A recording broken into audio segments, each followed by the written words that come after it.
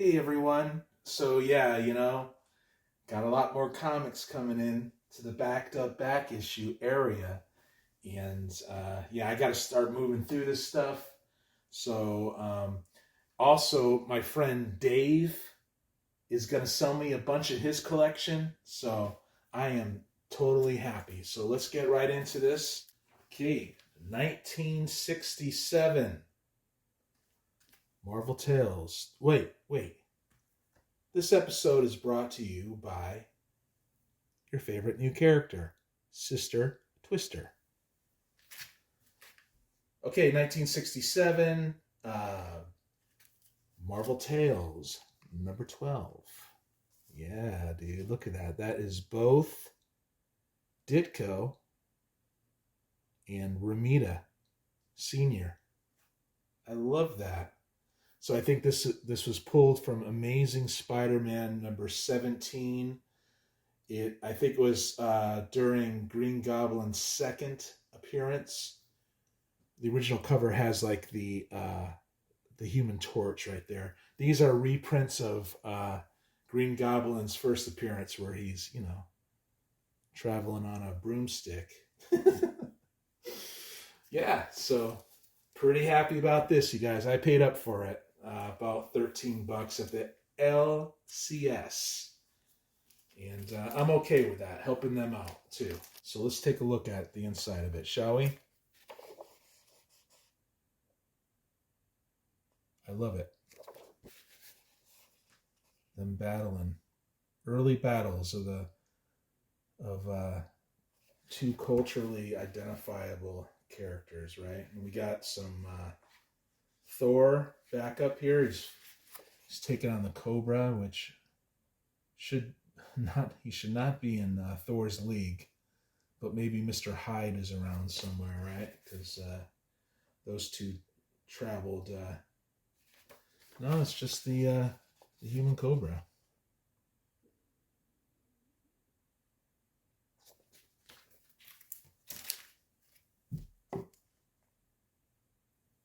Don't you love it? Okay, 1977. Marvel 2-in-1. 33. 35 cents. I got this for, I think, $4 or something like that. Great art, right? By Ron Wilson. And we got Marv Wolfman writing these. And there's actually cool Marvel stories in Marvel 2-in-1 that actually were part of the main continuity. Important stories, that kept building. So yeah, I'm going to read that someday. Sorcery of over Stonehenge. I love it. 1992's The Tick. 32, Filthy 50 Center, blocking some information there. I always loved the cartoon growing up, and I thought they did a great job with live action both times they did it. And looks good to me. I would love to have a huge collection of The Tick. Here's an antagonist in the back there. We'll do another random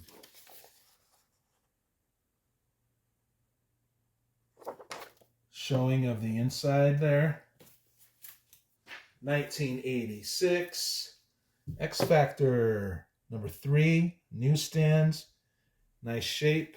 I read this when I was a kid. It's nice and clean, and I got it for $1. So I have a lot of X Factor, but I don't have all the earlier issues that I remember as a kid. So yeah. Now here's one that I kind of remember being on the shelves. 1993's by Dark Horse, X. Got that for 50 cents. And I got 2. So that'll go into my doubles. No, I'll show this random backside. But yeah, this is early work by Lee Weeks, who I like. And the Marvel work I've seen by Lee Weeks. He did some Daredevil and other stuff.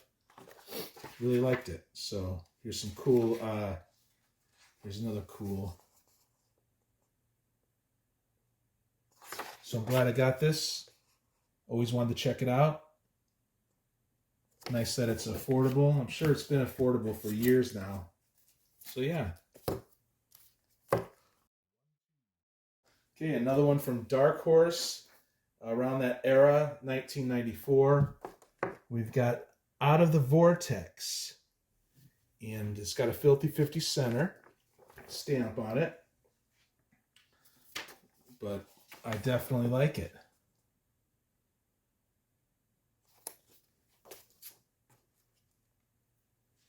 Yeah, Pete McDonald does the penciling. So if I see, geez, yeah. If I see this on the cheap, I got another issue somewhere. It might be in this pile. But yeah, what number is that? Number 5, Out of the Vortex. Pretty cool. I got this for 50 cents too, man. Pretty cool. No, I didn't. I think I got this from the internet, maybe. I don't know. I can't remember now. But it's my man, Emmanuel Santana. Ain't playing around. He's going after people who are possessed by these demons. Native American badass. Timothy Truman. This is from the 80s. Yeah, 1986. And I'm actually reading Scout. Jeez, now that I'm doing this blog spot, man, it sucks in a way. Because I'm not reading so much. But I think Rob, cheap comic collector, lit a fire under me when he asked me point blank, what's taking you so long? But it is going to take me about a month. And I'm going to do it because I'm excited. You know, I'm excited to trade with you guys. I'm going to set up a program similar to what Rob had. So it's just going to take me a little bit. And it's cutting into my comic book reading time, which I don't like. But, you know, I used to tell myself, okay, Aaron, you're not going to stream until you read a whole stack and then you talk about what you read, right? 1984's New Defenders. I grew up on this. And I talked to my guy, Will, Couple Comics. He's been collecting these and the newsstand. And yeah, Will, if you're watching, I got a bunch of these and the back issues as well. So, yeah, I was telling myself, yeah, I'm not going to stream unless I read a bunch of comics or a whole bunch of boxes come in or something like that, you know. But now I've actually started my own show with some friends, some YT friends. And the last guys who showed up was my main man. Well, I should say now my main men, right? I'm saying my main man, Mike, right? But now it's my main men because Rob, cheap comic book collector, and Will, Couple Comics brothers. Thank you so much for being on the show last week. You guys totally rock. And of course, Roger, too. Roger Metarog. Guy took me under his wing. He is awesome. Love that guy. All right, so 1989 from Apple Comics, Vox. Yeah, I'm shouting out those names because they showed up on my show last Wednesday. So I'm going to do probably the 4:20s p.m. Pacific time to maybe 6 o'clock p.m. Pacific time. See what happens. I'm going to try doing that again. I had such a blast. Now, this artwork on here is really something. And you know how much I paid for this, right? Because anyone who's following a lot, I pay 50 cents a lot for the forgotten comics. They're forgotten, and there's so many comics that are made in the past that I don't know. Did I show this? That people don't have room for all these things, but I'm making room. So that's Vox number 1. I love it. Here's Vigilante number 16. Higgy Pop, shout out to you, my friend. He carries on about Vigilante. He loves him, and I know he got some popularity from shows and all that stuff. But when I see this series, I'm gonna pick it up. But yeah, not my main man, Mike. But now it's my main men, right? Can't be saying my main man. All right, 1980, Marvel Team Up 100. A blast from my past when I was a kid. Pretty freaking cool. Yeah, Chris Claremont. I think, Frank Miller does this as well. Bob Wyack. But yeah, pretty cool. I collect my Marvel Team Up. It's beautiful. I love my Marvel Team Up. That Marvel Team Up, I think, is getting popular again. The old stuff. Just reminisce of our childhoods and whatnots. But yeah, there's that. Okay, 1984. Star Slayer, The Log of the Jolly Roger by First Comics. I might have that. Might be a duplicate.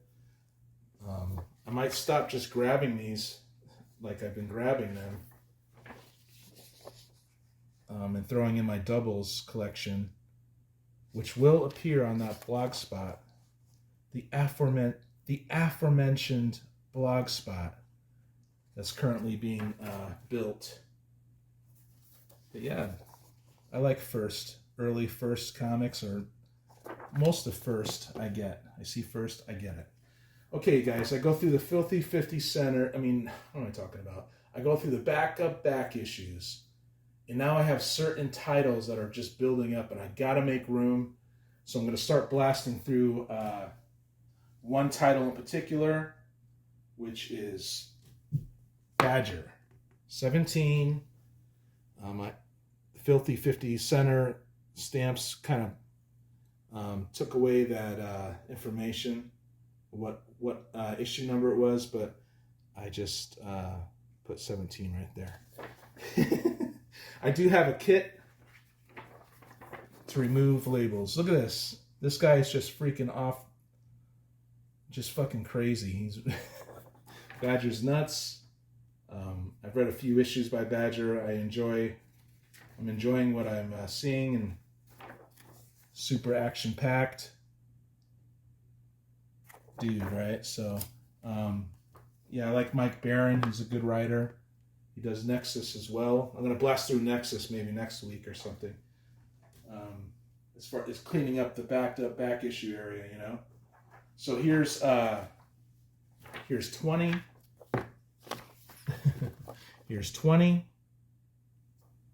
22. 25. Some of these might be, doubles. 27. Dude's always riding some weird animal or fighting some weird animal. This might be a backup story or something. Maybe not. I don't know.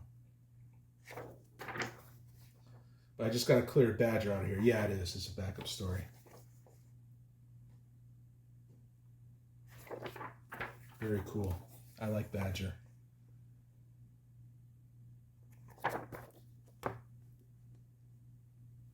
He's crazy, multiple personality disorder like Moon Knight, but just fucking crazy. Did I swear on this family-friendly show? 29.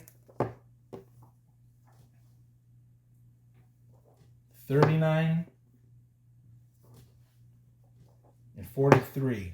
So someday you'll know if these are doubles.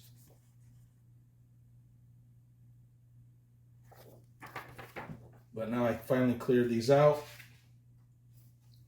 And I should refrain from buying Badger for a little bit until I know what I need. Start filling in some gaps. Okay, 1980s Machine Man by Marvel Comics. 14. 50 cents. By Marv Wolfman. And our guy Steve Ditko. He knows responsible for these characters, right? Ditko just went against the grain. He didn't like being popular. He hid himself away. He didn't agree with anyone. Real eccentric guy. Didn't like certain politics. We'll just say that. But everyone seems to love his work.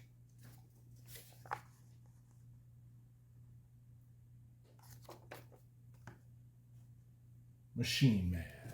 Okay, for 50 cents, 1995s by Malibu Comics. Rune and Silver Surfer team up. I showed this on What's in the Box at one time, and then we got Marvel doing Silver Surfer and Rune, and there was an argument made that the Marvel ones are always better or something. I don't know. But here's this one side. I've only read maybe one rune, but I'm grabbing a lot of the runes too.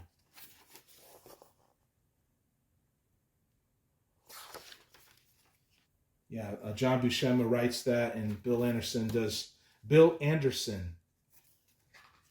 pencils, and this is a Malibu. It's cool that Marvel actually did a crossover with Malibu, right? DC nowadays seems to do, the art's okay. Not really my thing, but it looks good. DC seems to do more, crossovers with other comic book publishers. I wish Marvel and DC would do it, but their lawyers, it would be too hard for them, I think, at this point. Okay, 1990, The Shadow Strikes. I just see The Shadow cheap by DC Comics. I get it, I got a bunch of Shadow to read anyway. I don't know why I got that, but oh well. I don't have a bunch of DC Shadow. I have other stuff, I think. No, I got some DC. That's not right. Dar. Okay, 1978. The Man Called Nova. 22. We're looking at the comet here. I showed that on What's in the Box too a while back, and to me it looks like the Flash. It's pretty cool. Probably to you as well, right? Looks like the Flash to you as well.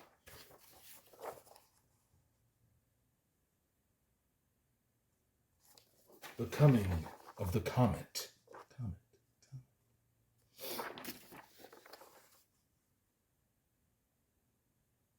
Yeah.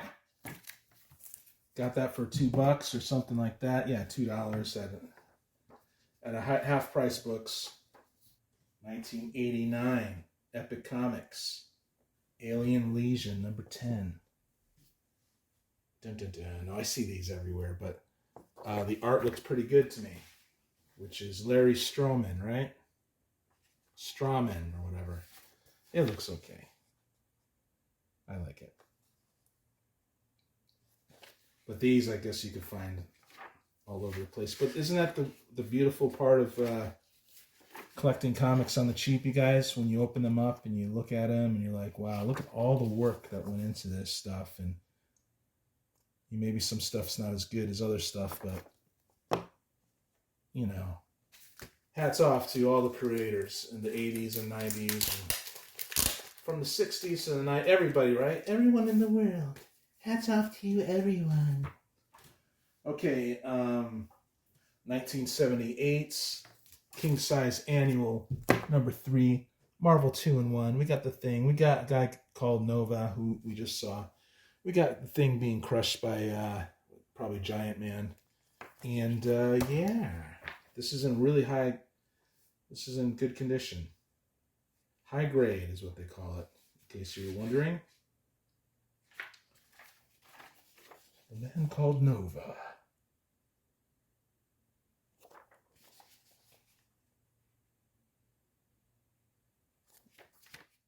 Yep. Marvel 2-in-1. Get it before it's gone. I probably already have this one because I bought a bunch of these. Batman. 430. Might be a double. Starlin does the writing. And Aparo does the Jim Aparo, is that his first name? Does the art. Good stuff.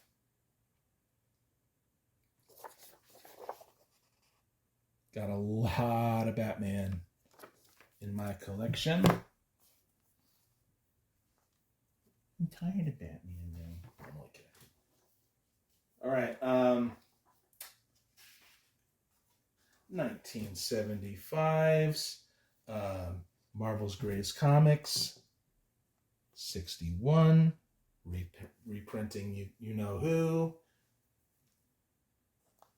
JK. Mr. JK. A Monster Forever. Dun, dun, dun. So this is originally appearing in Fantastic Four 79. So I guess Kirby just kept getting better and better on Fantastic Four. Might be my opinion.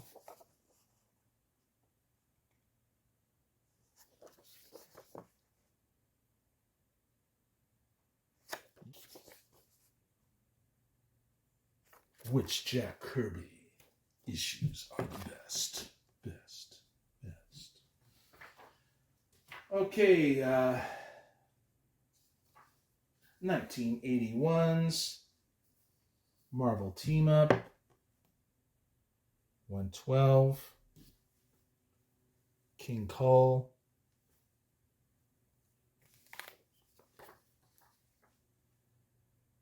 I'm sure it's a great story.